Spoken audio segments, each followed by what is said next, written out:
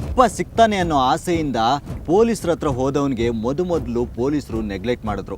ನಂತರ ಆತನಿಗೆ ಸಾಥ್ ಕೊಡೋದಕ್ಕೆ ಶುರು ಮಾಡಿದ್ರು. ಸಹಜವಾಗಿ ಆ ಹುಡುಗನಿಗೆ ಖುಷಿ ಆಯಿತು. ಆ ಕೇಸ್ ಡಿಟೆಕ್ಟ್ ಆಗೋದು ಅಷ್ಟು ಸುಲಭದ ಮಾತಾಗಿರಲಿಲ್ಲ.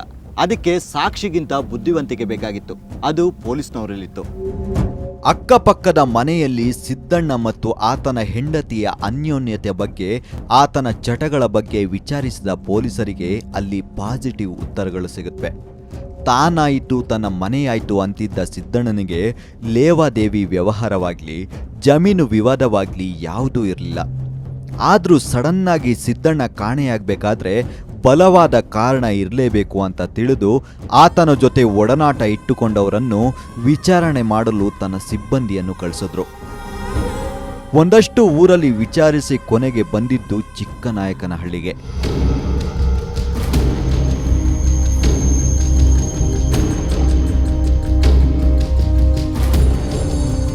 ಅಲ್ಲೊಬ್ಬ ಮನೆ ಕಟ್ಟುವ ವಿಚಾರಕ್ಕೆ ಕುಡಿದು ಜಗಳವಾಡ್ತಿದ್ದ. ಅದನ್ನು ಸೂಕ್ಷ್ಮವಾಗಿ ಗಮನಿಸಿದ ಪೊಲೀಸ್ ಅಧಿಕಾರಿಯೊಬ್ಬರು ಪಾಲಾಕ್ಷಯ್ಯನವರ ಬಳಿ ಬಂದು ಹೇಳಿದ್ರು. ಆದರೆ ಅದನ್ನು ಅವರು ಸೀರಿಯಸ್ ಆಗಿ ತಗೊಳ್ಳಿಲ್ಲ. ನನ್ನ ಮಗನೇ, ನನ್ನ ಸಹವಾಸಕ್ಕೆ ಬರಬೇಡ, ನನ್ನ ಯಾರು ಅಂತ ತಿಳ್ಕೊಂಡಿದ್ಯಾ? ನಾನು ಆಗಲೇ ಒಬ್ಬನಿಗೆ ಒಂದು ಗತಿ ಕಾಣಿಸಿದ್ದೀನಿ. ನೀನು ಏನಾದರೂ ಜಾಸ್ತಿ ಎಗರಾಡಿದ್ರೆ ಗುಂಡಿಗಾಕಿ ಮುಚ್ಚಿಬಿಡ್ತೀನಿ ಹೀಗಂತ ಆ ಕುಡ್ಕ ಮಾತಾಡ್ತಿದ್ದ. ಅದು ಕುಡ್ಕನ ಮಾತು ಅಂತ ಮೊದಲಿಗೆ ನೆಗ್ಲೆಕ್ಟ್ ಮಾಡಿದ್ರು. ಸತ್ಯ ಆಚೆ ಬರೋದು ಕುಡಿದ್ಮೇಲೆ ಅಂತ ಅವ್ರಿಗೆ ಆಮೇಲೆ ಗೊತ್ತಾಯ್ತು. ಆತ ಯಾರು ಅನ್ನೋದನ್ನ ತಿಳ್ಕೊಳ್ಳೋದಕ್ಕಾಗಿ ಪೊಲೀಸ್ ಟೀಮ್ ಫೀಲ್ಡ್ಗೆ ಇಳಿತಾರೆ. ಹೀಗೆ ಫೀಲ್ಡ್ಗೆ ಇಳಿದಂತ ಪೊಲೀಸರಿಗೆ ಗೊತ್ತಾಗೋದು ಆತ ತಿಮ್ಮರಾಯಪ್ಪ 10-12 ವರ್ಷಗಳ ಹಿಂದೆ ಮಾಚೇನಹಳ್ಳಿಯಲ್ಲಿ ಗಾರೆ ಕೆಲಸ ಮಾಡ್ಕೊಂಡಿದ್ದ. ಆದ್ರೆ ಆತ ಅಲ್ಲಿ ಜಾಗ ಖಾಲಿ ಮಾಡಿ ಈಗ ಇಲ್ಲಿ ಬಂದು ಸೆಟ್ಲ್ ಆಗಿದ್ದಾನೆ ಅಂತ ಅಲ್ಲಿನ ಜನರು ಆ ಟೀಮ್ಗೆ ಮಾಹಿತಿ ಕೊಡ್ತಾರೆ. ಪೊಲೀಸರಿಗೆ ಡೌಟ್ ಬಂದಿದ್ದೆ. ಅಲ್ಲಿ ಮೊದಲು ಮಾಚೇನಹಳ್ಳಿಲಿದ್ದವನು ಈಗ ಚಿಕ್ಕನಾಯಕನಹಳ್ಳಿಲಿದ್ದಾನೆ. ಅದು ಅಲ್ಲದೆ ಅವನು ಕುಡಿದು ಆಡಿದ ಮಾತುಗಳು ಪೊಲೀಸರ ಬ್ರೈನ್ಗೆ ಕೆಲಸ ಕೊಟ್ಟಿತ್ತು. ಮರುದಿನ ಆತನನ್ನು ಹುಡುಕಿ ಹೊರಟಿತು. ತಿಮ್ಮರಾಯಪ್ಪನ ಬಗ್ಗೆ ವಿಚಾರಿಸಲು ಪೊಲೀಸರು ಸಿದ್ದಣ್ಣನ ಮನೆಗೆ ಬಂದರು. ಅಲ್ಲಿದ್ದ ಅಜ್ಜಿಗೆ ಸಿದ್ದಣ್ಣನ ಹೆಂಡತಿಯ ಪರಿಚಯವಿತ್ತು. ಪೊಲೀಸರು ತಾಲೂಕು ಆಫೀಸಿನಿಂದ ಬಂದಿದ್ದೀವಿ ಅಂತ ಸುಳ್ಳು ಹೇಳಿ ಸಿದ್ದಣ್ಣನ ಬಗ್ಗೆ ವಿಚಾರಿಸಿದ್ರು. ಆಕೆ ಸಿದ್ದಣ್ಣ ಮತ್ತು ಆತನ ಸಂಸಾರ ಅನ್ಯೋನ್ಯವಾಗಿತ್ತು. ಸಂಸಾರ ಅಂದಮೇಲೆ ಸಣ್ಣ ಪುಟ್ಟ ವಿಚಾರ ಇದ್ದೇ ಇರುತ್ತೆ. ಮುಂಚೆ ಆಕೆಗೆ ಒಂದು ಜುಮ್ಕಿ, ಬೆಂಡೋಲೆ ಸರ ಎಲ್ಲ ಕೊಡಿಸಿದ್ದ. ಅದನ್ನು ಪಕ್ಕದ ಮನೆಯಲ್ಲೇ ಇದ್ದ ತಿಮ್ಮರಾಯಪ್ಪನ ಹೆಂಡತಿ ಮದುವೆಗೆ ಅಂತ ಕೇಳಿದ್ಲು. ಅದನ್ನು ಆಕೆ ಕೊಟ್ಟಿದ್ಲು ಕೂಡ.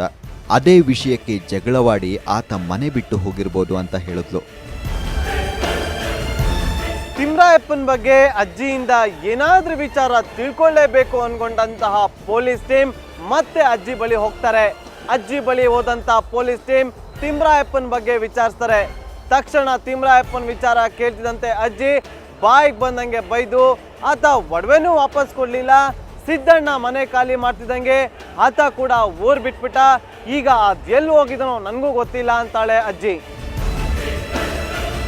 ಸಂಶಯದ ಸುರುಳಿ ಒಂದೊಂದಾಗಿ ಬಿಚ್ಚಿಕೊಳ್ತಾ ಹೋಯಿತು. ಆದರೆ ಅದನ್ನು ಎಲ್ಲಿ ಜೋಡಿಸಿದ್ರೆ ಯಾವ ಕ್ಲೂ ಸಿಗುತ್ತೆ ಅನ್ನೋದು ಮಾತ್ರ ಸ್ಪಷ್ಟವಾಗಿ ಗೊತ್ತಾಗದೆ ಹೋಯಿತು. ಇದೆಲ್ಲಕ್ಕಿಂತ ಮುಂಚೆ ತಿಮ್ಮರಾಯಪ್ಪನನ್ನು ವಿಚಾರಿಸಲೇಬೇಕಾಯಿತು.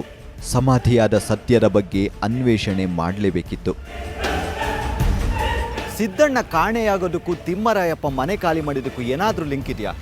ಸಿದ್ದಣ್ಣ ಕಾಣೆಯಾಗೋದಕ್ಕೆ ತಿಮ್ಮರಾಯನ ಪಾತ್ರ ಏನು? ಆತ ಕುಡ್ದು ಮಾತಾಡಿದ ಮಾತುಗಳು ಸತ್ಯನಾ? ಇದೆಲ್ಲ ಹೇಳ್ತೀವಿ ಒಂದು ವಿರಾಮದ ನಂತರ.